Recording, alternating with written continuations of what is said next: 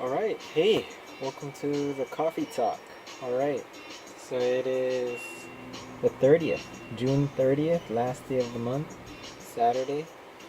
So, working a 12-hour shift today, and unfortunately, working a 12-hour shift tomorrow as well, because I'm taking next week, Saturday, off, which is the Zachary Manago Memorial um, bike ride here on Oahu, which it'll be the eighth consecutive year that the Zach Manago ride will be going on, and so yeah, he died. He died 8 or 9 years ago in a hit and run car accident. He was a cyclist. Yeah. Yeah. So um, doing that ride next Saturday, which is July 7th. Can't believe it's July already. That's crazy.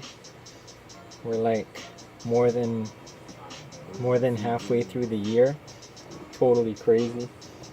Um, can't believe I have three new bicycles within a 12-month span. That's completely blowing my mind. I have a wheel set from a YouTube follower who I had a 650B wheel set. I haven't even got the chance or the time to test ride yet. Things are so fast right now. Everything's just going so fast paced. Just trying to chill, take a breather, but I gotta survive the weekend. Any of you working this weekend? Let me know. I really want to get a ride in. But it kind of works out because I'm still kind of recovering from my half marathon run from earlier this week, which went well and no pains. Foot still feels great. I am watching three or four Garmin Fenix 5s and 5Xs on eBay auction. I'm probably gonna auction up for one of those watches, the Garmin GPS watch for a triathlon. I'm also taking a look at a couple Garmin 935 triathlon watches. They're really advanced from like 5-6 years ago when I had my Timex triathlon watch, which was a really crappy watch by today's standards. It took forever to sync up to the satellites. I think it only had regular GPS, no GLONASS. But now there's even a UK satellite for the Garmin Fenix. And I think also for the 935. So that's pretty high-tech stuff. So what else? Yeah, so I should have a new triathlon watch soon. If I win one of those auctions, I'm bound to win one of them. You know that I win auctions, eBay auctions, if you've been watching this channel. What else? Is 12 speed even a thing? Like, I know 12 speed is a thing in the mountain bike world, but is it a thing in the road bike world? Will it be a thing? Is it something you should even be concerned about? Like, how many cogs can an engineer fit in the 135mm spacing of a road bike rear triangle? Because I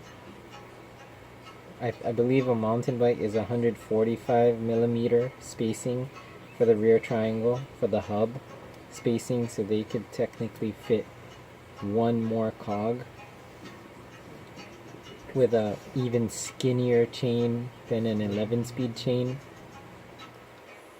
But does anyone know? Does anyone have the inside scoop? Will 12 speed be a thing for road bikes? And should we be concerned, or should we hold off on upgrading until 12 speed comes out? I've heard some rumors that 12 speed might be coming out in the next year or two in the road bike world, which I don't know. That's gonna have to redesign all the hubs and everything all over again. Luckily, a lot of wheel manufacturers, when they made 10 speed, made it large enough for 11 speed. That's why it has a little spacer behind the cassette. What else? Bottom bracket standards, there still are none, but I guess press fit is getting better with their press fit technologies. My BB30 has never given me problems from Specialized, and then I think the new bike I'm getting, the Propel, has BB86, which is an even bigger bottom bracket shell.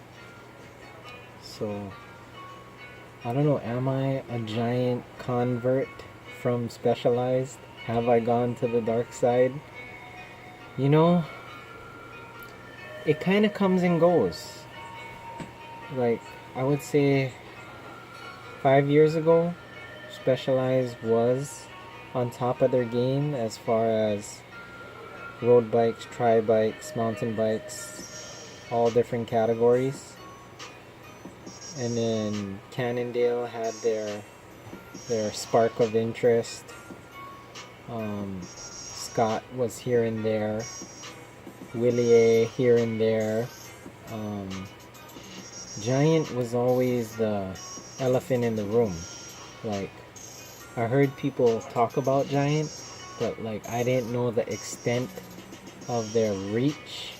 Apparently they have the biggest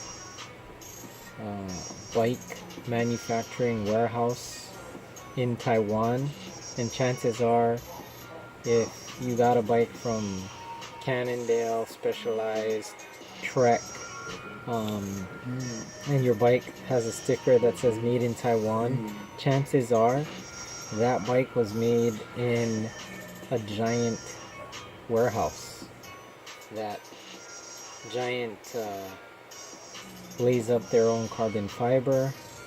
They have currently basically two versions: the SL carbon, which is their highest grade of carbon, and they have their standard version of carbon.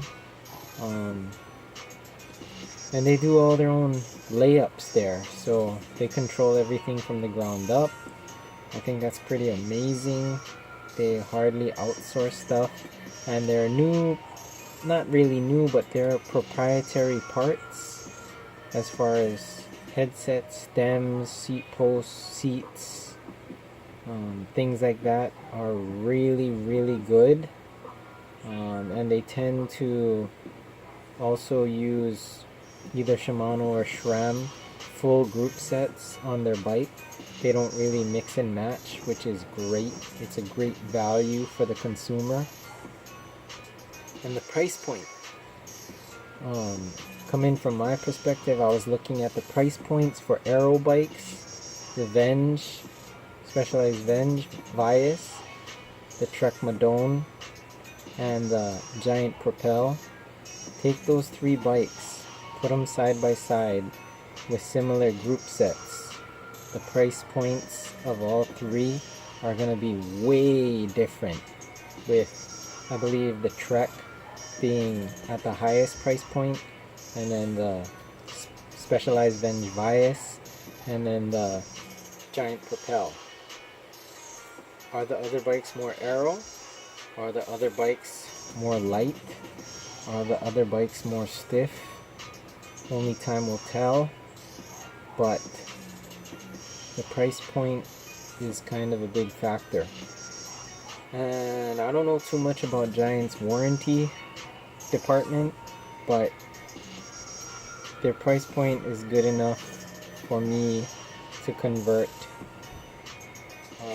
from specialized to giant as far as triathlon and aero road bike categories are concerned.